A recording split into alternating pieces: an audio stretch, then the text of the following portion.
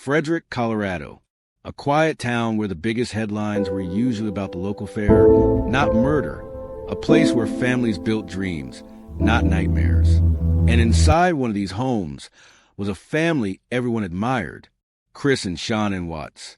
To their friends, their neighbors, their followers online, they were perfect. Two beautiful daughters, Bella and Celeste, a baby boy on the way, and a love story that seemed built to last. But sometimes perfection hides something darker. Sometimes the family next door isn't what it seems. In August of 2018, that perfect image shattered forever. This is the story of Chris Watts, the family man who killed everything. Chris Watts was a quiet type, soft-spoken, polite, the kind of man who waved at neighbors and smiled often. He worked steady hours at an oil company and never caused trouble. Sean, on the other hand, was full of energy, passionate, organized, determined to build a beautiful life for her family. She shared her world online, from family trips to simple moments at home. Every post was full of gratitude. So blessed to have this man and our beautiful girls. Couldn't ask for a better husband. To the outside world, the Watts were the American dream, a perfect home, a loving marriage, a bright future. But behind the walls of that house, things weren't as perfect as they seemed. Arguments had started. The warmth was fading. And beneath Chris's quiet exterior, something was changing. When Chris and Sean met back in 2010, she was vulnerable, recovering from illness, uncertain about her future. She once said, "I told him to run. I told him I was broken, but he didn't." Chris stayed. He cared for her, helped her heal, and made her laugh again. In 2012, they married. Soon came Bella, then Celeste. They bought their dream home, a large two-story in a peaceful neighborhood. Chris worked hard. Sean worked from home promoting health products online. She was successful, confident, admired. But the truth was, they struggled financially. By 2015, the couple filed for bankruptcy, drowning in debt. Still, they smiled through it. They rebuilt. By 2018, things looked better, at least on the surface. Shanann's career was growing. Chris had a steady job, and they were expecting their third child, a baby boy they planned to name Nico. But beneath the smiles, Chris was drifting away. Early 2018, Sean noticed something different. Chris had started working out more, eating healthy, dressing better. At first, she thought it was self-improvement, but something felt off. The warmth was gone. He was distant, quiet. She texted him often, asking what was wrong. He'd reply, "Nothing, just tired." But Chris wasn't tired. He was lying. He had started an affair with a co-worker, Nicole Kessinger, a woman who believed he was separated. He told her his marriage was ending, that he was rebuilding his life. At work, they'd eat lunch together. He'd call her late at night. They shared dreams of new life, one without Sean and without the kids. Chris started living a double life. The loving husband on one side, the secret lover on the other. And soon, one life began to suffocate the other. That summer, Sean took the girls to North Carolina to visit family. Chris stayed behind for work.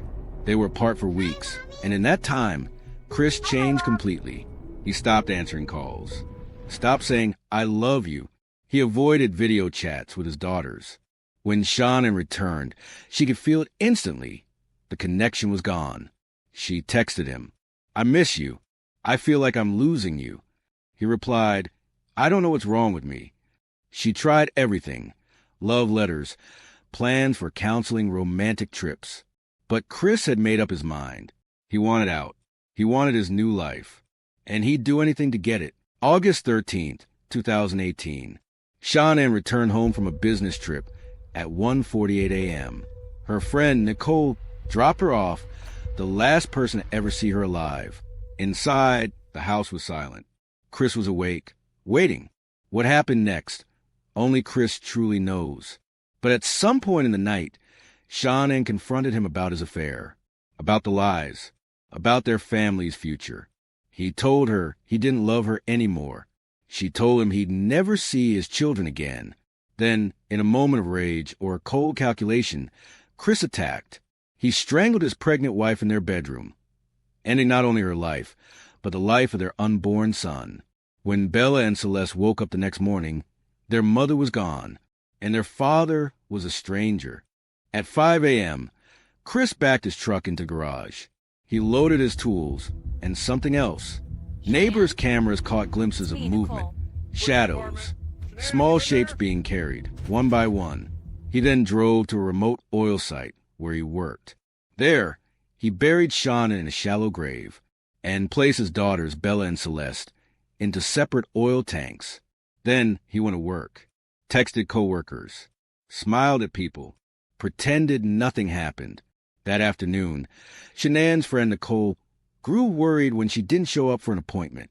She called, texted, and finally went to the house, but there was no answer. Nicole called police.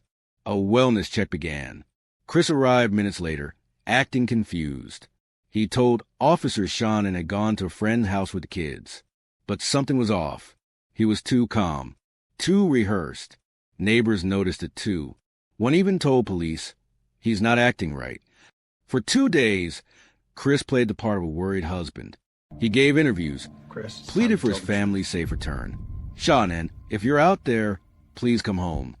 But investigators were already suspicious. His phone data didn't match his story. He failed a polygraph test. And when confronted, the truth began to crack. At first, he claimed Shanann had hurt the children, that he reacted in rage. But eventually, under the weight of evidence, he broke. Chris was confessed to killing Shanann, Bella, and Celeste. His words were cold, almost detached, describing how he ended the lives of the people who loved him most. The world was horrified. How could a man who seemed so gentle, so normal, do something so monstrous? Psychologists called it family annihilation, a rare but devastating crime, driven by selfishness, shame, and fantasy. Chris was to destroyed everything for a life that never even existed. He was sentenced to 5 life terms in prison, no chance of parole. Shanann's parents now raise awareness for domestic violence and emotional abuse in her memory and in the memory of their grandchildren. In the end, Chris wasn't a monster hiding in the shadows. He wasn't a stranger in the night. He was a husband, a father, the man next door. He smiled for photos, said, "I love you," tucked his daughters into bed, and behind those gentle eyes hid something unspeakable. Sometimes evil doesn't scream. It whispers. It smiles. It blends imperfectly until it destroys Eve. Riffing, this is the story of Chris Watts, the family man who killed everything.